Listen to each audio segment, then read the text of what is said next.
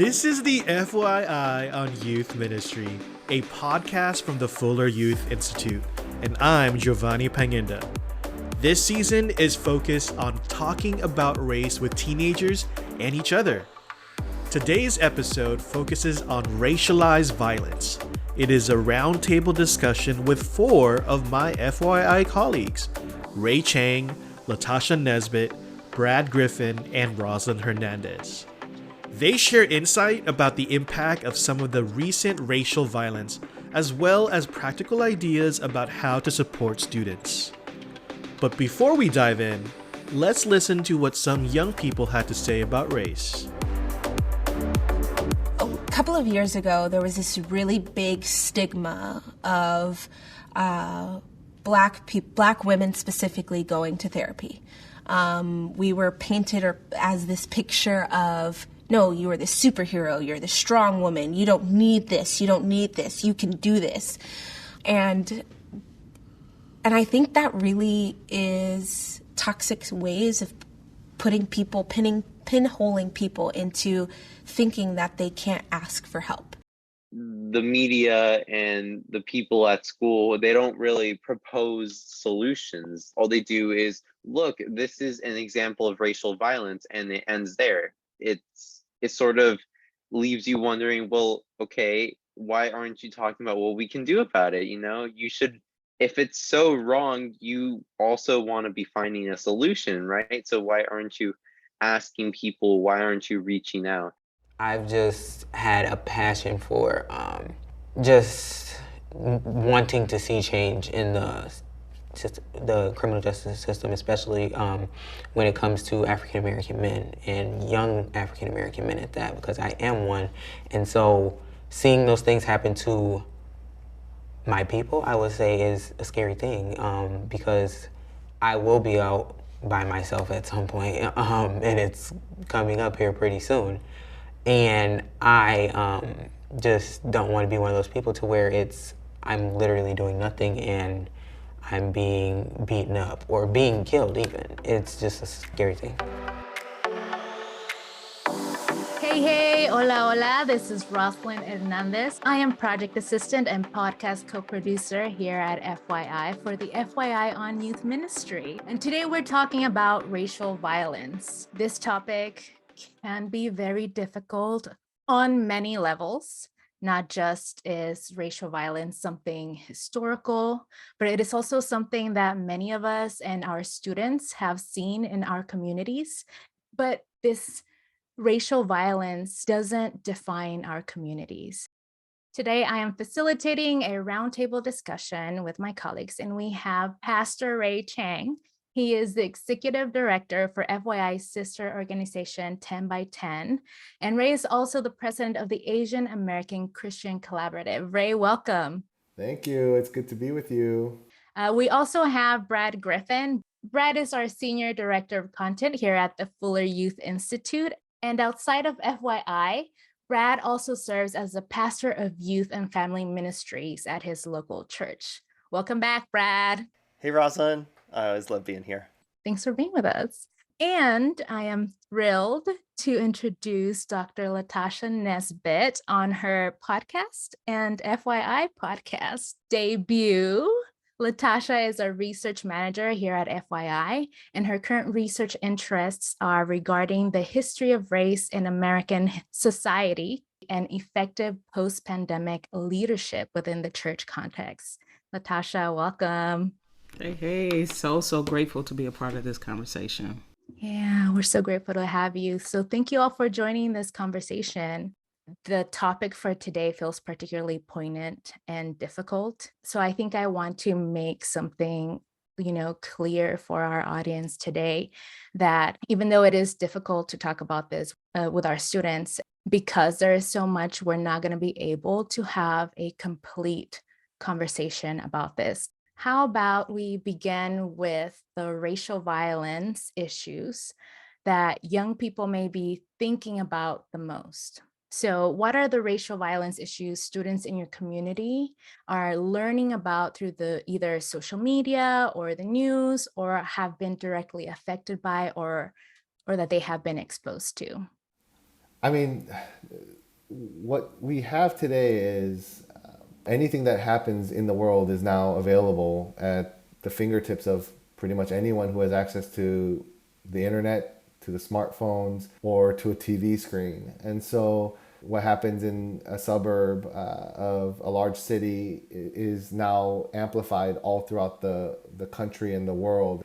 In many ways, racial violence is something that people can't avoid even if they want to. And so, a lot of what we saw over the course of the pandemic with the protests that emerged to call for justice, especially around Black lives and dignity after the deaths of so many African Americans. And then, of course, the murder of George Floyd, which everyone was able to see if they had access to the internet. The shootings in Atlanta, and so many different things emerge as instances that we can't ignore. And so I don't know if racial violence is something that people can so happily neglect anymore. I still, the most shocking conversation I once had, and I'm trying to do my best to not expose the person because we're still friends, but was the grandparent of my friend who lived in Germany and didn't really realize that the Holocaust was taking place or that World War II was even going on until after the event happened.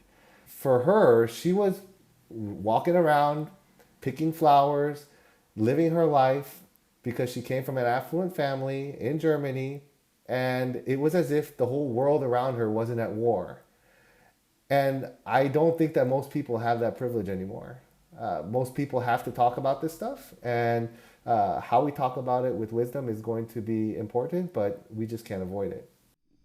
To the question, Roslyn, for the communities I serve, particularly students of color, children of color, constantly, and Ray mentioned it, the constant idea of police brutality. And it's a perfect scenario, the typical scenario where you have black kid, white cop. It's this cyclical, thing that happens, and the community is stained. And then over time, what happens in the community, you see the hashtags go on social media, and then the community becomes numb. Many of the church communities, particularly one church community that I work with in LA, what they're doing is creating partnerships with the local police officers.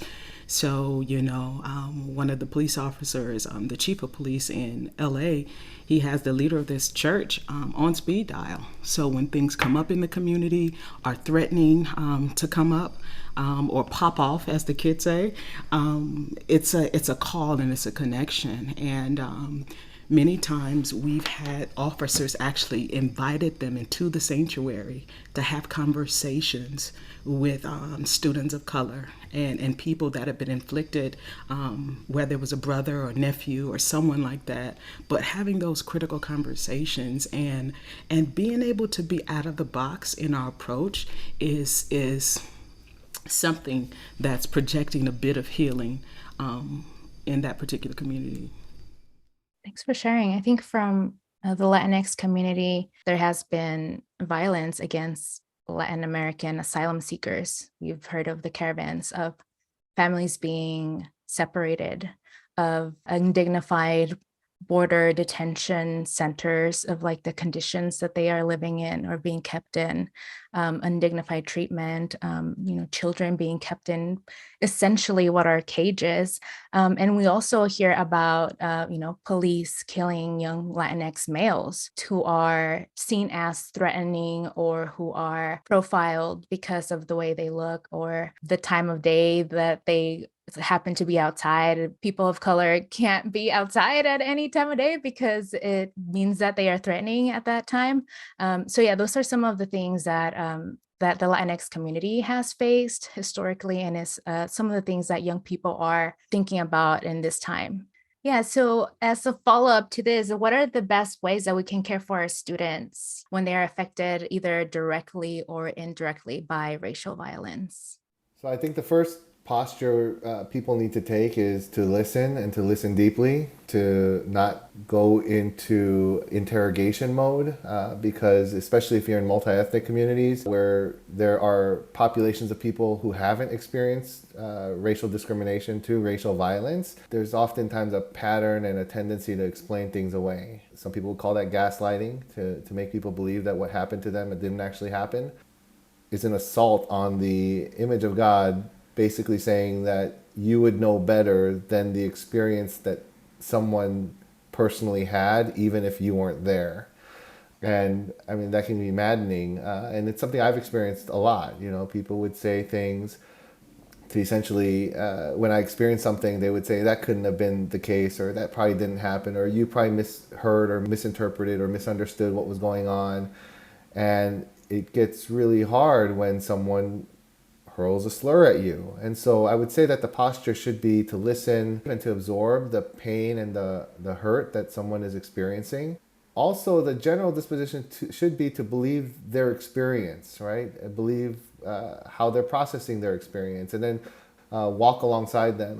There's psychological studies that show that that the number one thing that impacts people when it comes to traumatic experiences, in addition to the trauma and the traumatic experience itself, is how people respond. The thing that actually deepens or heals is whether you respond well to the traumatic or harmful experience or hurtful experience that someone just experienced. I would also say, you know, beyond that is to work to remedy the issue if it's within your purview or within your scope of influence or authority. Like if it's happening within your youth group, which it does happen, you know, then I would say you need to have some real conversations and some hard conversations with probably the student that is perpetuating the harm, whether knowingly or unknowingly. Maybe talk to their parents, and then see if this is a larger issue that needs to be addressed. But then overall, there needs to be some level of understanding about the ways that the history of race and racialization has impacted our communities, including our individual imaginations and our families, and then talk about those histories as well as their present manifestations. And so if you start hearing someone say that they're experiencing forms of prejudice or discrimination, or that they were bullied because of, you know, certain identity markers, it's probably a good thing to consider ways to disciple the youth out of their problematic or even harmful thinking. And so the call for all Christians, especially if you're in ministry, is to disciple people. And you're not doing a fully orbed discipleship unto Christ if people are allowed to remain racist. Yeah, thanks for that, Ray. And I think I was, whenever I thought about this question, I kind of thought about like what things not to do. And one of the things that you mentioned is something that I was thinking about. Don't try to explain things away. And especially when students start asking questions like, why does God let this happen? Like, we don't have an answer for that. There's no good answer for us to give our students, and we can't do that work for them. That is something that the meaning-making process is a process that we can accompany them on, but we can't give them the answers to things that have happened. Another one is don't move on too quickly. There is going to be pain, there's going to be fear, there's, you know, and then sometimes there's this tendency and specifically in churches or in the religious realms to pray things away, to pray pain away, to pray fear away, to rebuke those things. And those things are normal reactions that, as you said, we've been made in the image of God, and God has feelings, and God made us with these feelings and ways to react to things that have happened. And it is divinely and humanly sacred to feel those things and to hold them, even if they are hard. And so exactly, like being empathetic and listening and maybe saying, I don't know. That's a good posture to have sometimes. Saying, I don't know, but we can hold this together. Or saying, I don't know, and let's find out what we can do about this. And just asking students and just listening to them. I think this is one of those times when at FYI, we say a lot to ask students, tell me more. And so this is one of those times when we can just say, tell me more. Tell me more about how you're feeling. Tell me more about this thing. Tell me more about how it's affected you. And just being with them and processing them. So we hope that today's conversation is helpful for raising awareness and for presenting the perspectives of communities of color, like we have been doing in this first question. But we also have who have suffered racial violence, but we also know that learning about and being anti-racist is for everyone, including our brothers and sisters who are in majority white contexts. So Brad, can you tell us a little bit about your context and how has this come up with your students and how you have engaged this topic with them?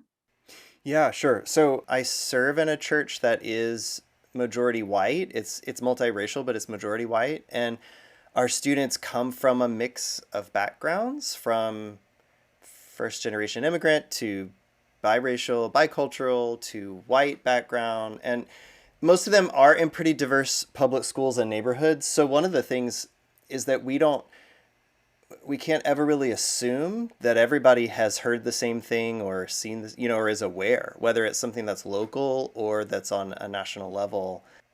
Our students kind of have very, sometimes different levels of awareness of what's going on.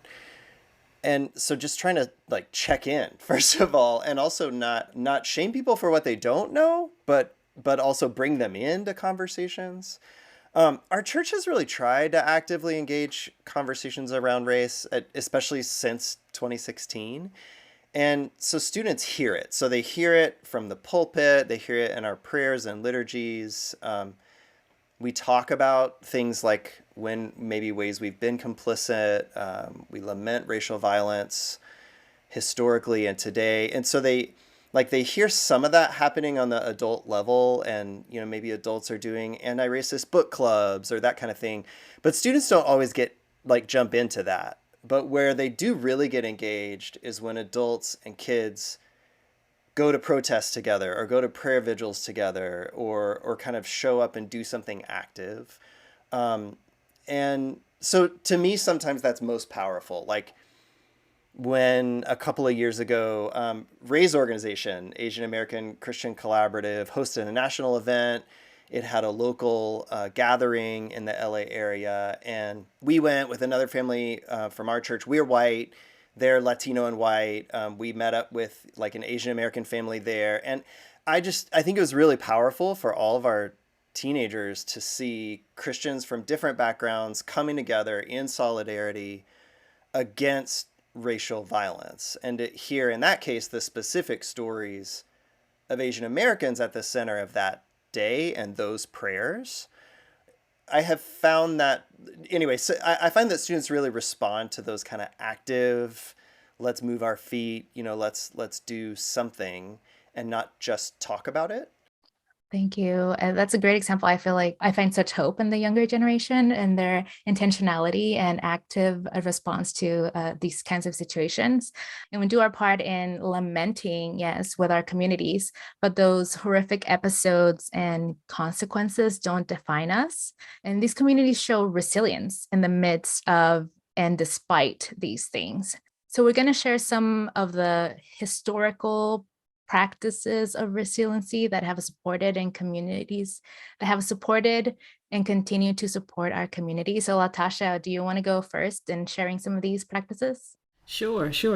I know there's a recent movement, Roslyn, as it relates to resisting the language of resiliency, specifically as it relates to Black people. So, taking on this notion of we're strong, we can handle it, we can bear just about anything, i.e. slavery, etc. So moving away from that language per se, I do understand the heart of it, So understanding resiliency as this ability to recover readily from a crisis. And for, I think, the Black community, in my experience, it's not been real deep. It's not been this miraculous thing, but it's simply showing up daily. Literally showing up daily and bringing your full self into the room. And we think about, daily instances of microaggression and just different instances of discrimination and just in the workplace, in the grocery store, pumping gas, all of that. So you understand that, but you make a decision that, you know, I might retreat, I might cry, but I can't quit. So that determination is something that I've witnessed myself personally, and then people, friends that I have and students that I'm engaged with have, and say, you know what, I'm feeling a little discouraged about what's happening because I see this thing over and over again, and seemingly nothing is being done about it from a leadership perspective.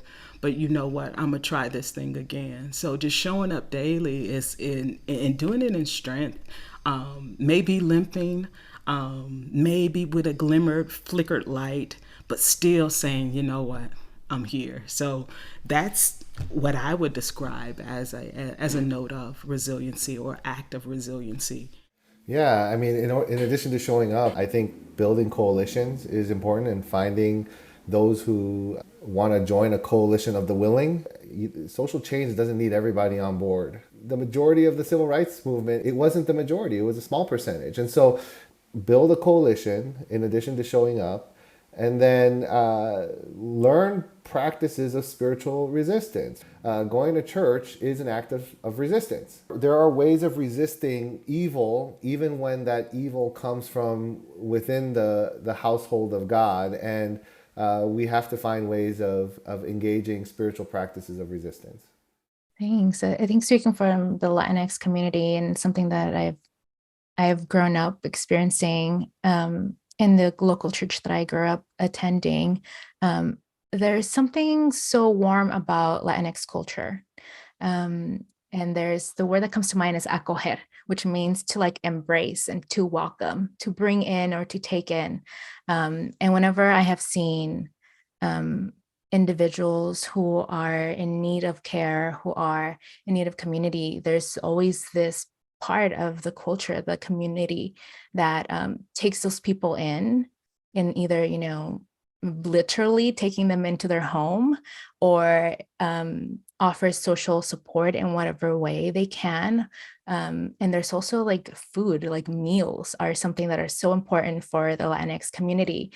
Sharing food, sharing the table is something that brings people together. And as LaTasha was saying, is that strength, right? And it's that even though we might be in pain, even though things might be difficult, we can always come together with one another. And, you know, many times whenever people are together in familia and, you know, conviviendo, spending time with one another, those are the times that are like those core memories, you know, those core memories and those things that get you through something. That get the community through a tough time, because it's something so simple yet so revolutionary to have a meal with someone else and even have these other conversations. So for the Latinx community, that is a practice that really is part of resilience, but it's also just part of who we are, you know? It's just, we're always gonna have an excuse to get together and make a comida for something. Brad, I wonder if there's any practice that you have seen from another community, or even a practice that your church has done to care for others? I'm glad you talked about food, Roslyn, and we talk a lot about food. But you know, I think this is something too that communities can do, intercultural communities, as well as those from, you know, other cultural backgrounds can do to support the resilience of those who experience marginalization. Not appropriating other groups' food, but celebrating it. You know, patronizing businesses and restaurants that are owned by, you know, someone from that particular background as a way to say, we're going to help rally together and support, or just as a natural way of life. You know, teaching our kids the cultural origins of foods. You know, Roslyn and I talk about food documentaries and food stories I find it so helpful to hear about resilience and community and celebration and how food is so much a part of that. I think that's true across a lot of cultures, but to hear the like specific stories, I think can really open up and deepen understanding. It feels like we just touched the surface, which of course we did. And I would hope that we can keep this conversation going amongst ourselves. And I hope that our listeners keep this conversation in their minds, and that they keep looking into this. So yes, for our last question, as you all know, this season we're ending each episode with the language to swap practice that we have in the guide talking about race with teenagers. And at the end of each chapter, authors Kat Armas, Jennifer Guerra Aldana, and Erin Martinez give us a section with words or phrases that we can use that are more hospitable when we're talking about race. So when talking about racial violence with other adults or with teens, what is one word or phrase that you have swapped out for better language? Or what phrase do you wish or do you hope that would change? One I like, and I guess that's the historian in me, is generational trauma. Anytime I see something on the news, whether it's in Texas, whether it's wherever, I'm always asked, when the perpetrator, whoever that is, I always ask the question to myself, what happened to him? What happened to her that led them down this path? So I guess I know and I understand that there's a connectedness. We just don't show up wanting to shoot up a room. We just don't show up wanting to kill somebody. We just don't show up. There's a history, there's a path, there's something that led to this. And I guess as a problem solver, I always want to know, okay, how as leaders, how as practitioners can we go in and intercept those things that happen to possibly set straight or redetermine a path. So I love that term, generational trauma. I think it's applicable and it's a universal term that can be used with psychological issues, emotional turmoil, all of those things, in addition to racial violence. Yeah, I appreciate that too. I want to kind of give more of a guiding principle than like a particular word, mostly because what I'm seeing happen all around the country is people not wanting to name a thing and not wanting to call the thing that it is. We might say things like discrimination instead of racism, or we might talk about prejudice instead of white supremacy.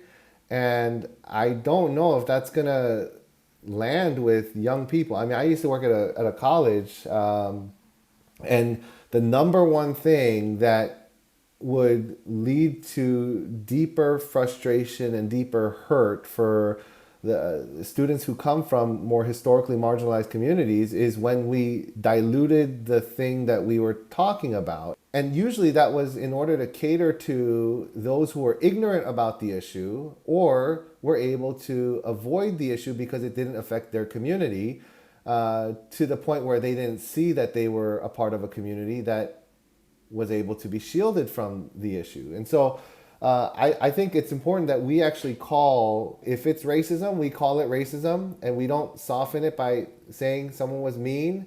We don't call sin a mistake. We don't call sin an accident. We call it sin. And so when we utilize language, we need to make sure that the language matches the thing itself and that our understanding matches the word that is being used instead of our reactive definition to something that we feel like implicates us in something that might actually implicate us. Okay, I love what you said, Ray. I think one of the most important, and I know we're wrapping up here, the most important elements in order to advance the conversation on race in America, in our churches, in our homes, in our schools, in our places of work, in these places, is what you said, Ray. It's truth-telling. So when we open up this conversation, and I'm so happy that FYI is leading this discussion on race, when we're talking about race, it's not victim blaming, it's not blaming, it's not pointing the finger, it's not shaming, but it's telling the truth. It's truth telling. And the Bible that we all love and profess, it admonishes us that we should tell the truth, and the truth is what's going to make us all free.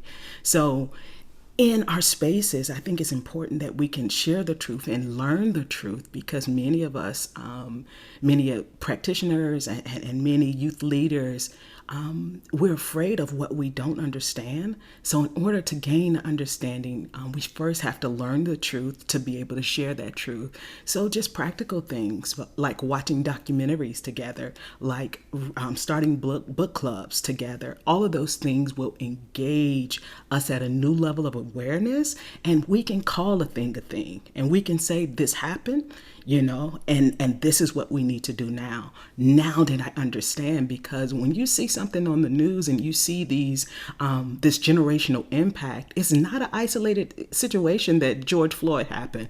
For Black America and much of America, before George Floyd, we had Emmett Till. Before Emmett Till, we had the race riots. Before, it's a history and a consistency and a cycle that now has been, quote, televised, that's open for the rest of the world to see. So as we're learning, I think it's important for us to embrace the truth, not be blamed or be shamed by that truth. But this is the truth, not only for Black communities and Black history, but for all people groups, that we understand that there have been some pain that many people groups have faced as it relates to their transition to America, their forced in captive or enslavement in America, or whatever that journey has been. But opening those spaces and creating those spaces, it might not necessarily be from the pulpit, but maybe it could be in a conference room. But creating those spaces, I think we as a church, we have the power to help heal our culture. We have the power to help heal the world by being led by truth that we're called to profess. I'll say amen to that.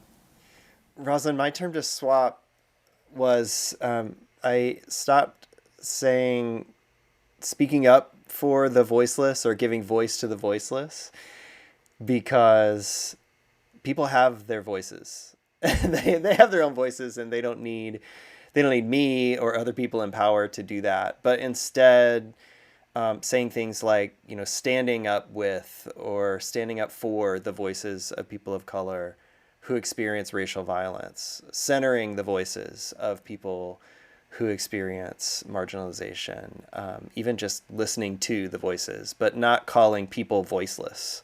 Thanks. It's a really great distinction to make. Similarly, something that I'm thinking about switching, and it might be a little controversial, or it has been controversial, is thoughts and prayers. We're sending thoughts and prayers. It's something that, is part of our culture. It kind of just rolls out of our mouths, but it's gained connotation for like passivity, for just saying something or to respond without doing much. And I think, like Ray and LaTasha were saying, we need to be direct about things, calling things what they are. So I think for me, something that would be better would be to make direct and explicit statements naming injustice, and to do our best to follow up in some way with what has happened.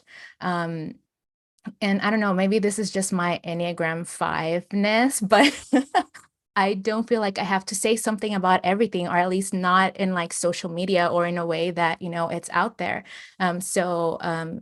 Just doing my best to be part of the solution is something that is also great to do. And then something from particularly the Latinx community, or just maybe this is my bias, and I feel like I hear this from older adults, but something that that I hear is ¿qué hicieron? Like, what did they do whenever something happens? So, well, what did they do? Why did that happen to them? There is an assumption that violence by authorities has been, that it's been so normalized that there's an assumption that because it happens, that something must have happened to create that situation for the police or for whatever authority to react that way. So yeah, if we're talking to students and they tell us something like, something happened, as I said before, it's a good time for us to ask, tell me more. instead of saying, well, what did they do? Or like, what caused this? Because we need to take a posture of learning and not assuming and like checking our own bias, I think. And seeking first to understand the situation, which even if someone has done something that was not correct, being assaulted in those manners that we have seen or being killed is not the correct response for something like that. And so those are two of the things that I'm thinking about, and I would hope would change in the language I would swap. Well, Ray, LaTasha, and Brad, thank you so much for this conversation. I'm so glad that you all were the ones that we got to talk to and hear from. This has been so insightful and healing, even in a way for me. And I hope that it has been for our audience as well. Awesome. I'm so honored. I was so honored to just be a part of this. So thank you so much for that invitation. Yeah, thanks so much, Roz, for hosting this conversation, and to my dear colleagues for dropping some wisdom bombs on us. Yeah, thanks. It's been really great. I'm always here for wisdom bombs anytime. If you want to read more about the original language to swap ideas, you can actually find them in the Ministry Toolkit Talking About Race with Teenagers. It's linked in our show notes. You can find us, the Fuller Youth Institute, on social media for more content and videos and to stay up to date on all the latest research we're doing.